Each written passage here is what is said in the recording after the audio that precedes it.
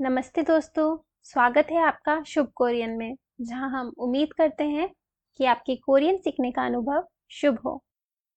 इसके पहले वाले अध्याय में हमने 10 मूल स्वर सीखे थे और हमने उनका अभ्यास भी किया था। इस अध्याय को शुरू करने से पहले स्क्रीन पर जो आपको दिख रहा है शब्द, आप उसको पढ़ने की कोशिश कीजिए। क्या आप उसे पढ़ सकते हैं? अच्छा, चलिए इसको पढ़ के दिखाइए। अब क्या इसको पढ़ा जा सकता है? जी हाँ, ये है आम। तो फिर इसके पहले हम इसको क्यों नहीं पढ़ पाए थे? क्योंकि जो ये वाला जो आप देख रहे हैं, इसमें हमने सिर्फ मात्रा लगाई है। पर जब कोई भी शब्द स्वर से शुरू होता है, तो हम उसकी सिर्फ मात्रा नहीं लगाते हैं, हमें उसका पूर्ण रूप लिखना होता है। जैसे हमने लिखा था आम, अ, आ की मात्रा आ, ठीक है। पर अगर यही शब्द बीच में आ रहा होता, तो हम इसकी सिर्फ मात्रा लगा देते। काम, काम लिखा हमने, तो यहाँ पे हमने आ नहीं लगाया है, अ वहां से हट गया और अ की जगह आ गया क। ठीक है। इसका मतलब है कि अगर स्वर व्यंजन के साथ में आ रहा है, तो हम उसकी मात्रा लगाते हैं। पर अगर वो स्वर शुरू में है और उसके साथ कोई व्यंजन नहीं है, तो हमें उस स्वर का पूर्ण रूप लिखना होता है। और किसी भी स्वर का पूर्ण रूप करने के लिए हम उसके साथ क्या लगाते हैं? अ, ई, ए। वो निर्धारित करता है कि हमारा स्वर कौन सा है ना?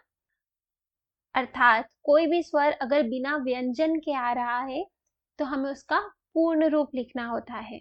ठीक है। हिंदी में होता है कि अगर वो पहले स्थान पे आ रहा है। ठीक है। उसी तरह कोरियन भाषा में भी एक रूल है, और वो रूल क्या है? जब भी हम कोई स्वर लिखते हैं, जो हमने 10 स्वर देखे, वो मात्राएं थी। क्या थी वो? मात्राएं। अगर आपको उन मात्राओं को लिखना है, ठीक है, और अगर कोई शब्द मात्रा से ही शुरू हो रहा है, उसमें कोई व्यंजन नहीं है, ठीक है, तो हमें उस स्वर के साथ, स्क्रीन पर देखिएगा, हमें ये चिन्ह लगाना होगा। क्या कहा हमने? हमने कहा कि अगर कोई शब्द स्वर से शुरू हो रहा है, उसमें व्यंजन नहीं है, तो हमें उस स्वर को इस चिन्ह के साथ लिखना होगा।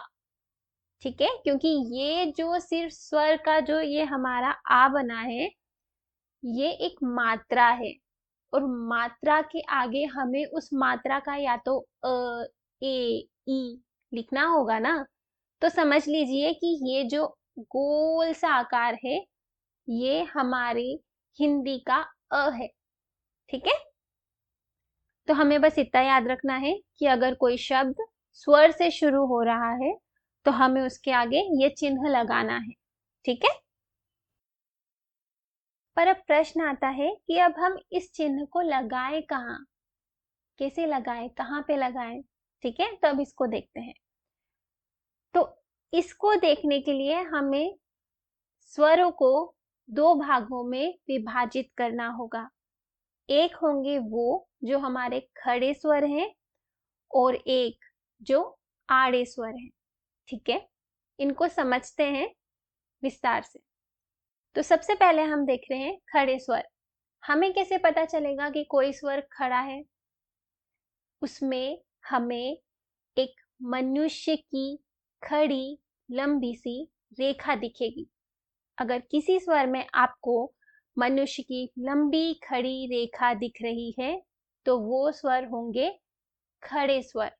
ठीक है। अब आपकी स्क्रीन पे देखिए, आपको 5 खड़े स्वर दिख रहे हैं। हमने अभी 10 स्वर किए हैं, उनमें से 5 खड़े स्वर हमारी स्क्रीन पर हैं। वो क्या है? आ, या, ओ, यो, ई। तो ये जो स्वर है, ये स्वर है खड़े स्वर। तो अब खड़े स्वर हैं, तो अब हम वो चिन्ह कहाँ लगाएंगे? हमेशा याद रखिए, अगर खड़े स्वर हैं तो हम ये गोल चिन्ह उसकी बाई तरफ लगाएंगे। कहाँ लगाएंगे? बाई तरफ लगाएंगे। ठीक है, आप स्क्रीन पर भी देख सकते हैं, हमने आ लिखा है, आ की मात्रा लगाई है और आ की मात्रा के आगे हमने चिन्ह किस तरफ लगाया है? बाई तरफ लगाया है। ठीक है, खड़े स्वर के साथ ये चिन्ह बाई तरफ आएगा। ठीक है, अब जो दूसरा विभाजन था वो था आड़े स्वर।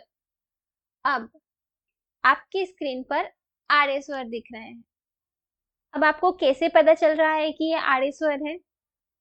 क्योंकि इन सब स्वरों में आपको धरती की लंबी सी आड़ी रेखा दिख रही है। दिख रही है ना? देखिए, ओ, यो, उ, यू, उ, इन सब में आपको लंबी सी आड़ी रेखा दिख रही है। तो ये हो गए हमारे आड़े स्वर। तो अगर स्वर आड़े हैं तो ये चिन्ह कहाँ आएगा? उसके ऊपर। स्क्रीन पर देखिएगा, हमने ऊपर ये चिन्ह लगाया है। ठीक है, तो हमने आज क्या सीखा कि अगर कोई शब्द स्वर से शुरू हो रहा है तो हमें उस स्वर के आगे, उस स्वर की मात्रा के आगे ये चिन्ह लगाना होगा। ठीक है, और ये चिन्ह कहाँ लगाएंगे? इसके लिए हमने देखिए आड़े स्वर और खड़े स्वर। अगर स्वर खड़े हैं, खड़े स्वर हैं या उसमें खड़ी लंबी रेखा है तो वहां पर ये चिन्ह बाई तरफ आएगा। कहाँ आएगा? बाई तरफ आएगा। और अगर स्वर आड़े स्वर हैं, अर्थात इसमें आपको आड़ी लंबी रेखा दिख रही है, तो उन स्वरों में ये चिन्ह ऊपर की तरफ आएगा। कहाँ आएगा? ऊपर की तरफ आएगा। ठीक है, मैं उम्मीद करती हूँ कि आप इसको समझ गए होंगे। एक बार और स्क्रीन पे देखिए, ऊपर वाले जो स्वर हैं वो सब में हमारे खड़े स्वर हैं और नीचे वाले आड़े स्वर हैं। ऊपर वालों में हमने बाई तरफ लगाया है और नीचे वालों में ऊपर की तरफ लगाया है। ठीक है, तो मैं उम्मीद करती हूँ कि आपको आज का अध्याय अच्छा लगा होगा और आपने इसमें कुछ सीखा होगा। अगर आपके कोई सुझाव है तो कृपया कमेंट करके हमें बताइएगा। और अगर आप इसी तरह हमारे साथ कोरियन सीखते रहना चाहते हैं तो कृपया वीडियो को लाइक करें, शेयर करें, कमेंट करें और चैनल को सब्सक्राइब करें। उम्मीद करती हूँ आपसे अगले वीडियो में मुलाकात होगी। तब तक के लिए धन्यवाद।